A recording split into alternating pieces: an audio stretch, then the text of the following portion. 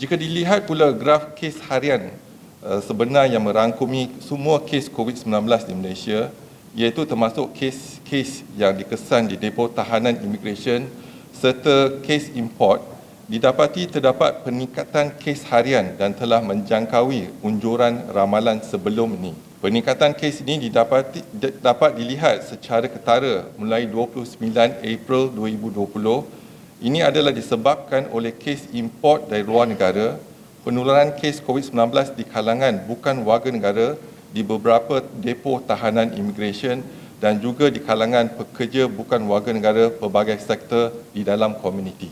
Ini bermakna negara kita berdepan dengan satu cabaran baru yang perlu kita tangani bersama, iaitu peningkatan kes COVID-19 di kalangan bukan warga negara.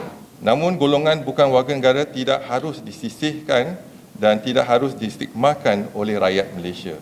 Malahan kita perlu bantu mereka untuk membantu mengurangkan penularan COVID-19 di dalam negara. Saban tahun penggaulan dan percampuran rakyat Malaysia dengan golongan bukan warga negara sememangnya terhad. Namun kehadiran mereka terutamanya pekerja bukan warga negara telah turut membantu dalam memperkasa ekonomi di dalam negara kita. Sewajarnya kita perlu mengenal pasti dan mencari cara penyelesaian bagi menangani isu penularan COVID-19 di kalangan mereka. Oleh itu, pendekatan seluruh jentera kerajaan, pertubuhan bukan kerajaan dan juga masyarakat adalah diperlukan agar isu ini dapat ditangani secara menyeluruh. Ini termasuk mengambil langkah-langkah seperti berikut.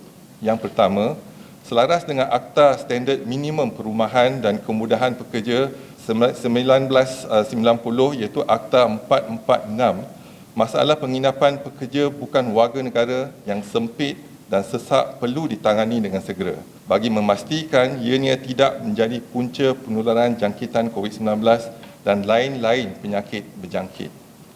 Yang kedua, pekerja bukan warga negara terutama dalam sektor pembinaan dan keselamatan di semua zon merah wajib disaring untuk COVID-19 seperti yang diarahkan kerajaan.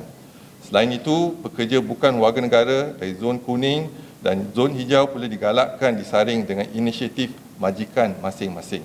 Pihak Kedutaan bagi Negara, pekerja bukan warga negara dan lain-lain badan bukan kerajaan diseru untuk turut bekerjasama bagi memastikan kaedah komunikasi yang berkesan dan terbaik dapat digunakan bagi berkomunikasi dengan golongan bukan warga negara. Ini untuk menyampaikan situasi dan keadaan semasa berkaitan dengan COVID-19 serta garis panduan yang perlu dipatuhi secara langsung kepada golongan bukan warga negara.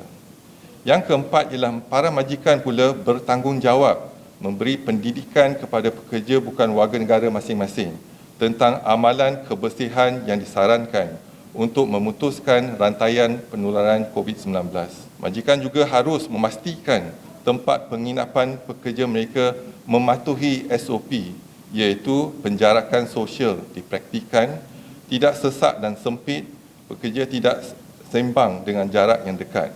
Yang ketiga ialah kebersihan tempat penginapan dijaga terutamanya ruang guna sama dan tempat yang kerap digunakan. Oleh itu, Kementerian ingin menyeru kerjasama semua pihak bagi memastikan kes harian COVID-19 di Malaysia tidak terus meningkat sama ada di kalangan warga negara Malaysia ataupun bukan warga negara. Ini sememangnya adalah tanggungjawab bersama dalam memastikan rantaian penularan COVID-19 di Malaysia dapat diputuskan.